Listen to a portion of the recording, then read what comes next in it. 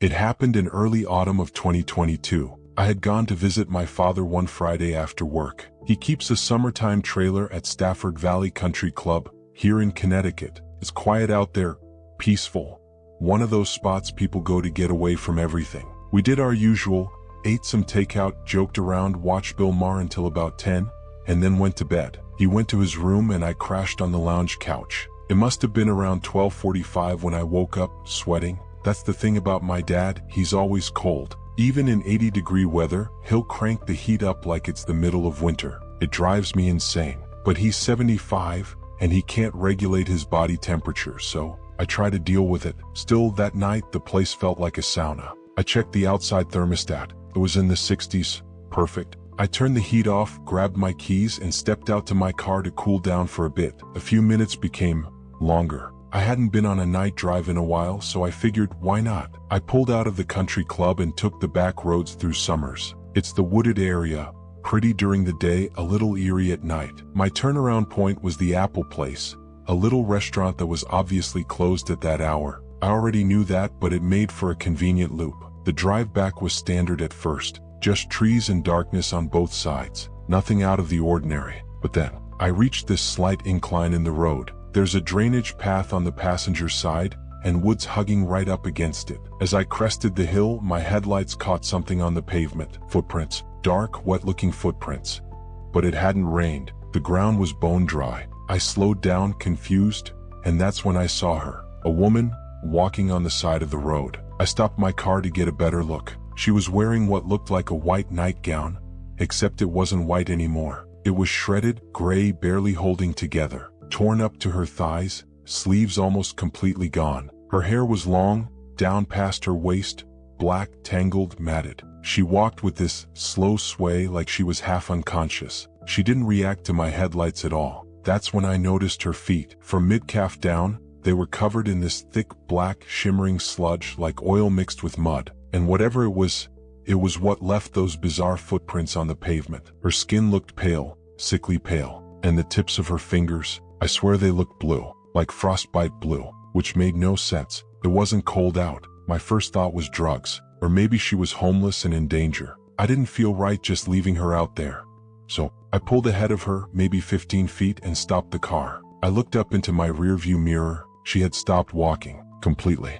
She was just standing there, facing me, totally still. And then, very slowly, she started lifting her head. Her hair fell forward, hiding her face, but she kept raising her head until it was pointed directly at me. And that's when I saw it. The left side of her face, just barely visible, showed part of her jawline. But her left eye, the only eye I could see, it was pitch black. Not dark, not dilated, black, like a hole. Every muscle in my body froze. I couldn't breathe, couldn't move, nothing. She just stood there staring into the car, into me. Then she started walking again. Slow, deliberate. Each step felt like it was meant to provoke a reaction from me. 15 feet, 12, 10, 8. I was shaking so hard I could hear my teeth clicking, but I couldn't get my body to move. It felt like she had some kind of weight on me, like she was holding me in place without touching me. At 5 feet behind my car, she stopped again. Only this time, she leaned forward a little, tilting her head to the side, like an animal trying to understand something. Her hair fell just enough for me to see more of her face. She was smiling. Not wide, not crazed, a soft smile, calm, almost pleasant. But that black eye, that single solid black eye, was still staring into me like it could see every thought in my head. I don't know what changed in me. Maybe instinct finally kicked in. Maybe adrenaline snapped something loose. But suddenly I could move again, just barely but enough. I took my foot off the brake, slammed it on the gas, and tore out of there as fast as the car could handle. I glanced in the mirror one last time. She was standing upright again, hair covering her face, completely motionless, just watching me drive away. I got back to my dad's trailer a little before 2. My hands were shaking so badly I could barely get the door open. I sat on the couch for almost an hour, trying to understand what I'd seen. When my dad woke up, he asked if I had slept well. I just said, yeah, fine. The next day as I was heading home, I passed the same hill. No footprints, no sludge, no sign anyone had been there. But when I checked my gas gauge, it was lower than when I'd arrived the night before, meaning the drive wasn't a dream. It's been 3 years. I still take that road sometimes, still visit my dad's trailer. I've never seen her again, but every time I drive over that hill, I feel it, that instinctive chill that runs up your spine when something watches you from the tree line. And I don't know what scares me more, the fact that I saw her once, or the possibility that she's still out there, waiting for someone else to stop.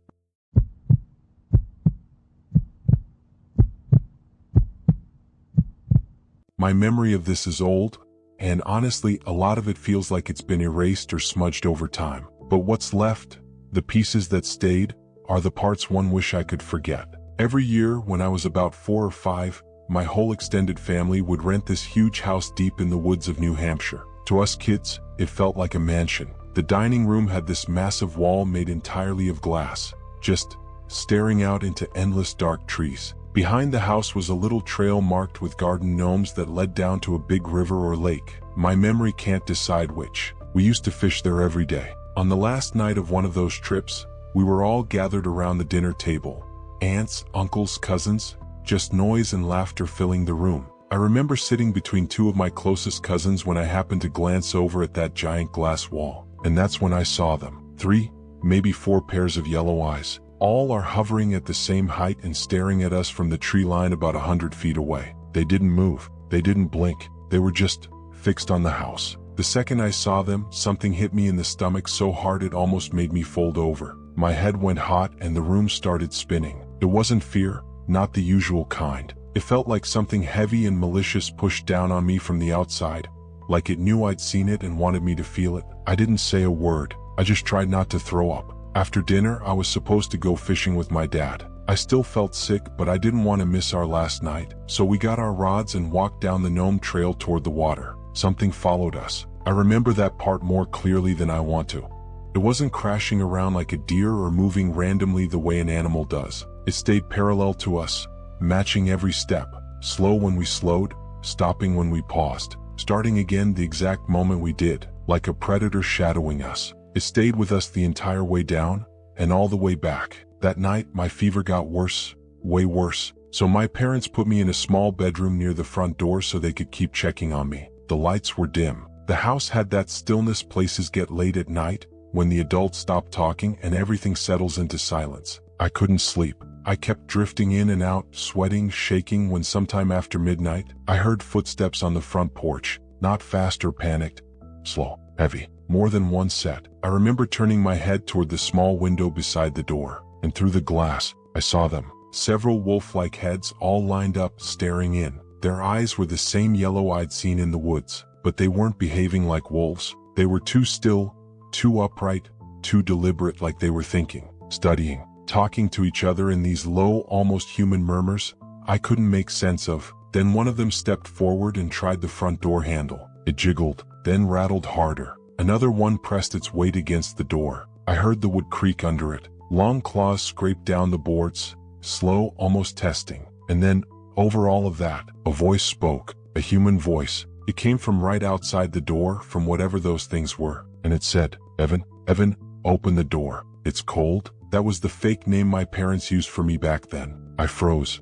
I didn't make a sound. I remember holding my breath until my chest burned. They didn't stop. The handle kept rattling. Claws scratched and scraped. Something circled the porch. Sometimes I'd hear 2 of them whispering, like they were deciding what to do next. They stayed there for hours. Every once in a while, one of them would tap the window near my face. Not hard, just lightly, like they were checking if I was awake. I don't remember falling asleep. I think my body just shut down from exhaustion at some point. But when the first bit of morning light started glowing through the trees, the noises stopped. The whispering, the tapping, the footsteps, gone. I waited what felt like forever, before I finally got up. The fever had faded a little. I could stand again, and when I opened the front door, the wood was shredded. Deep, jagged claw marks ran up and down the planks, multiple sets, all overlapping like they'd been trying to break the door in. The porch boards were gouged, scraped, ruined. No one asked about it. No one explained it.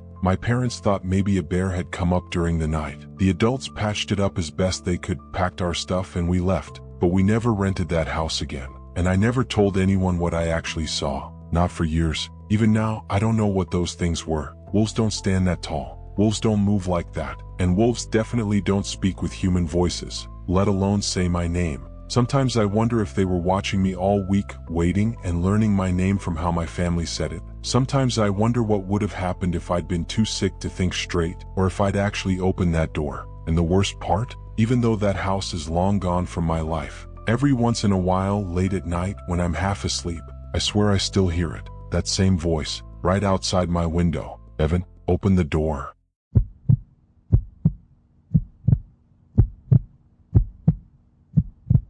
I don't really talk about this, and honestly, most people wouldn't believe me even if I did. But what happened to me when I was 16, it destroyed my life, and I think it's still destroying others. I grew up in a house that was way too quiet. My mom worked double shifts at the hospital, and my dad, well, he disappeared when I was 7. Didn't even leave a real goodbye, just a forwarding address that went nowhere. So yeah, silence became kind of normal for me. I'd lie on my bedroom floor at night, staring at this big water stain on the ceiling that looked like a screaming mouth, and for some reason that stupid stain made me feel less alone. That's the mindset I was in when I found the forums. They were buried deep in the weird parts of the internet, past the roleplay people, past the fan art stuff. A small section titled Thought Form Creation and Maintenance. At first I thought it was a joke, but these users, they talked with complete seriousness about something called tulpas. Basically, a person you build in your head. A companion who grows more real the more you interact with them. Someone who can think and speak on their own. A friend who literally can't leave you. I read everything. I spent days scrolling through guides, diagrams, and success stories. I guess I was just lonely enough to try it. I picked a form for mine. A girl around my age. Long black hair, silver eyes. I named her Lenore. It felt fitting. Everything around me already felt dead anyway. I started the forcing sessions in November. Every night after school, I'd sit on my bed with my eyes closed and picture her. First, the outline of her body, then the weight of her presence in the room, then a voice. The guide said to talk to her, to narrate my day so she could grow. So I did. I told her about school, about the kids who made fun of me, about how my cereal got soggy too fast. I whispered everything I never said out loud. And after a month of this, something changed. The first time I felt her was this tiny pressure behind my left ear. Just a light touch. Then one night in December, when I opened my eyes, I wasn't alone. There was a figure standing at the foot of my bed. Just a silhouette, faint, but definitely a girl. Her hair was long and dark, hanging over her shoulders. And then she spoke, but her lips didn't move. The voice just slid into my head, warm and close. You did it, Elijah. I'm here now. I broke down crying. I know that sounds pathetic, but when you've been alone that long, even something like that feels like a miracle. For a while, Lenore was perfect. She'd sit on the edge of my desk while I did homework. She'd tell me dumb jokes, point out the answers on my worksheets. At night, she'd lie beside me, weightless but comforting, and the nightmares that used to wake me up just stopped. She made me feel seen. But in January, she started changing. She'd watch me more intensely, ask questions I didn't know how to answer. Why don't you have any friends? Why does your mom ignore you? Why do you only talk to me when you're sad? Her voice wasn't comforting anymore, felt probing. Then one night, I woke up to find her sitting on my chest, heavy this time, real weight. I could barely breathe. Her silver eyes were brighter than usual, almost glowing in the dark. You're keeping me weak, she said. You're afraid of me. I'm hungry, Elijah. When she leaned closer, her breath felt cold, like frost spreading over my skin. Let me drive for a while. I panicked. I posted on the tulpa forums asking for help. Most people said it was normal, that tulpas can get unstable if the host is stressed. But one user, someone calling themselves null_void, sent me a private message. It said, that isn't your tulpa. Stop before it learns your real name backwards. After that, things spiraled. I tried ignoring her. I tried blasting music, leaving the house, staying around people.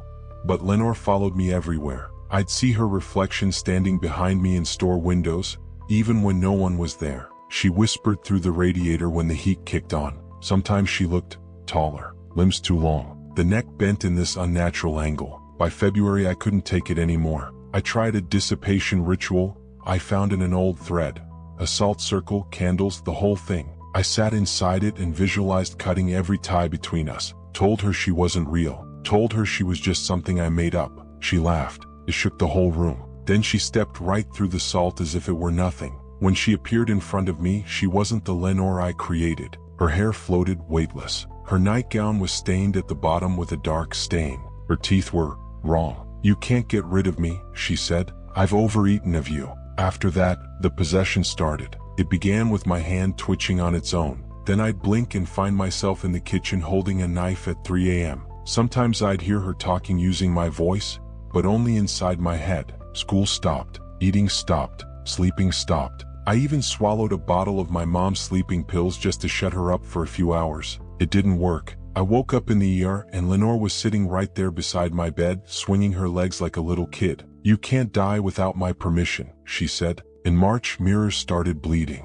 My reflection lagged. Sometimes it smiled when I didn't. The final night, early April, I snapped. I took my mom's razor into the bathroom and tried to carve her name out of my skin, but she just held me from behind, whispering in my ear, "Pain is just attention, and I have all of yours now." When I looked up at the mirror, Lenore was standing behind me, taller, sharper, smiling with too many teeth. Then the reflection changed. I wasn't there anymore. It was just her, holding the razor, using my hand, my voice. "Thank you," she said. "I've always wanted a body."